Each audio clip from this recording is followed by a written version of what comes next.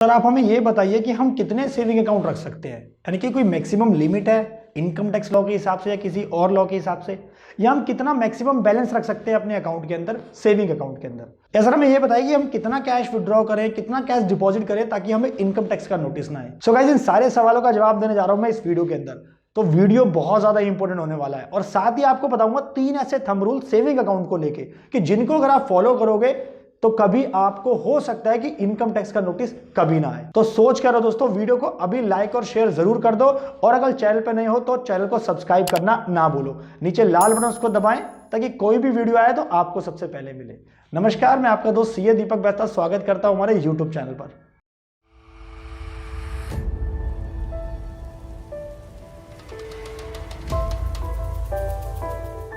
So guys पहले बात करता हूं कि जो लोगों का सबसे फेवरेट क्वेश्चन होता है कि सर हम मैक्सिमम कितने सेविंग अकाउंट ओपन कर सकते हैं, 1 करना चाहिए हमें, 2 करने चाहिए हमें, 10 करने चाहिए। सो गाइस पहले तो मैं आपको ये बता दूं, ना तो ये इनकम टैक्स लॉ कहता है, ना ये कोई भी बैंकिंग लॉ कहता है, ना आरबीआई कहता है कि आपको कितने खाते खुलवाने चाहिए। ये आपके ऊपर डिपेंड करता है कि आप कितने सेविंग अकाउंट रखना चाहते हो। कोई लॉ नहीं कहता, कोई इस बारे में कोई लॉ नहीं कहता है। बस आपने लेकिन क्या ध्यान रखना है, जो मैं सजेशन आपको देने जा रहा हूं इस वीडियो के अंदर, कम से कम एटलीस्ट 1 अकाउंट तो आपके पास होना चाहिए और मैक्सिमम 2 आप रख सकते हो अगर आपकी सेविंग अकाउंट को लेके ज्यादा ट्रांजैक्शंस होती है।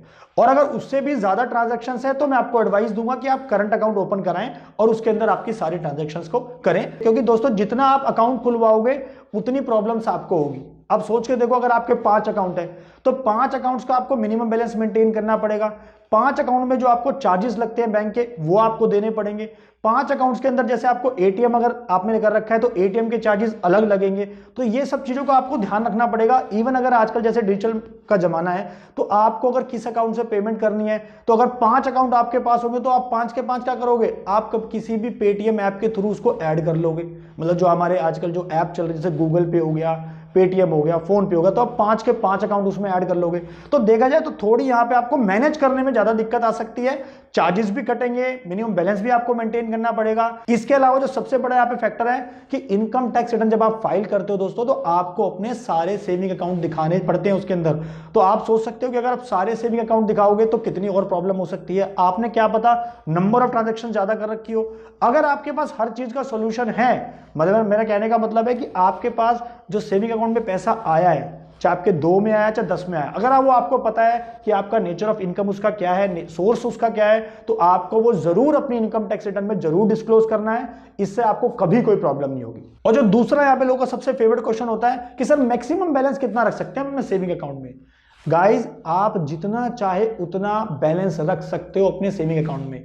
लोग मुझसे पूछते हैं सर फाइनेंशियल ईयर खत्म होने जा रहा है तो 10 लाख रुपए रख के छोड़ दे, सर 3 लाख रुपए रख के छोड़ दे, या सर बहुत सारा पैसा पड़ा है सर निकाल लें उस अकाउंट को। गाइज वो आपके अगर प्रॉपर इनकम है तो आप उसके अगेंस्ट में अपनी इनकम टैक्स रिटर्न फाइल कर रहे हो, तो फाइल कर रहे हो, उसको जस्टिफाई कर रहे हो कि पैसा जो अकाउंट में आया वो कहां से आया, उसका सोर्स क्या है, उसकी इनकम क्या है, आप उसको प्रॉपर इनकम टैक्स रिटर्न में दिखा रहे हो, तो आपको डरने की बात ही नहीं है। दिक्कत कहां आती है कि आपका अनवांटेड सोर्सेज से आपके पास पैसा आ गया, आपने उठाया कैश और जमा करा दिया, आपने भाई किसी से 10 लाख रुपए लिए, किसी से 20 लाख रुपए ले लिए, खाते में ले लिए, उसको कैश में दे रखे थे, तो वहां पे प्रॉब्लम्स आती है। तो मुद्दा दोस्तों यह है कि आप मैक्सिमम बैलेंस कितना रख सकते हो ये आपके ऊपर डिपेंड करता है। अब जितना चाहे बैलेंस रख सकते हो, कोई भी income tax law, banking law हमें नहीं रोकता कि हम मैक्सिमम अपने खाते में कितना बैलेंस रख सकते हैं। ये हमारी कॉल है कि हम कितना चाहे उतना रख सकते हैं बैलेंस। लेकिन मुद्दा क्या आता है कि उसको प्रॉपरली आपने अपनी इनकम टैक्स रिटर्न में जरूर शो करना है और अकॉर्डिंगली अगर वो आपकी कोई इनकम है तो उसके ऊपर आपको प्रॉपर इनकम टैक्स जमा कराना चाहिए। अब गाइस तीसरा यहाँ पे जो इंपॉर्टेंट पॉइंट बताने जा रहा हूं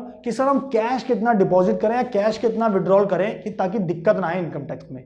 so guys income tax law कहता है कि अगर आप एक पूरे फाइनेंशियल ईयर में अपने सेविंग अकाउंट से, या तो 1 सेविंग अकाउंट है या 10 सेविंग अकाउंट है, उनमें अगर आप डिपॉजिट करते हो या विड्रॉल करते हो, पैसा जमा कराते हो कैश या निकालते हो 10 लाख के बराबर या उससे ज्यादा एक पूरे फाइनेंशियल ईयर में। गाइज मेरे पास बहुत सारे क्वेश्चन आ रहे हैं, जैसे मैंने इसके अलावा एक शॉर्ट्स भी डाला है यूट्यूब शॉर्ट्स में।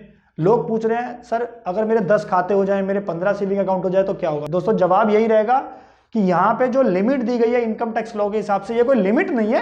बेसिकली इनकम टैक्स आपका अकाउंट है, सेविंग अकाउंट, आप जितना मर्जी कैश जमा कराओ, करा सकते हो, लेकिन जस्टिफिकेशन आपके पास होनी चाहिए कि ये पैसा आया कहां से। अगर आपकी कोई कैश की इनकम है तो उसको दिखाओ।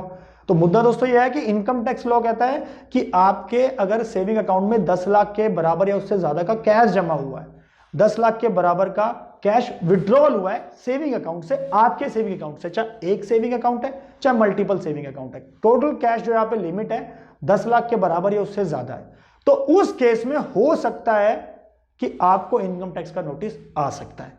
क्योंकि दोस्तों उन सारे केसेस में क्या होता है, जो बैंक होता है वो इन सारे खातों की इंफॉर्मेशन देता है इनकम टैक्स डिपार्टमेंट को। जिन सारे खातों में, जिन सारे सेविंग अकाउंट्स के अंदर 10 लाख के बराबर या उससे ज्यादा का कैश विड्रॉल हुआ है या डिपॉजिट हुआ है, बैंक उसको सारी इंफॉर्मेशन देता है, सेविंग किसको, इनकम टैक्स डिपार्टमेंट को देता है। तो उसके बेसिस पे इनकम टैक्स डिपार्टमेंट फिर आपकी हिस्ट्री चेक करता है कि इस पर्सन ने 10 लाख से ज्यादा जमा करा रखा है, पैसे निकाल रखे हैं, क्या रीजन रहा होगा, आपकी इनकम टैक्स रिटर्न से मैच करता है, तो उस बेसिस पे हो सकता है कि वो आपको नोटिस भेज दे।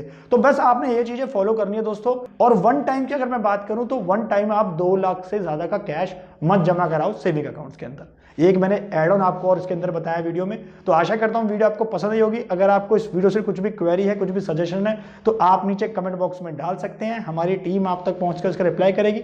और दोस्तों इस वीडियो ने आपको कुछ ना कुछ एक वैल्यूएबल इन्फॉर्मेशन दी होगी, कुछ ना कुछ एक सोल्यूशन प्रोवाइड किया होगा।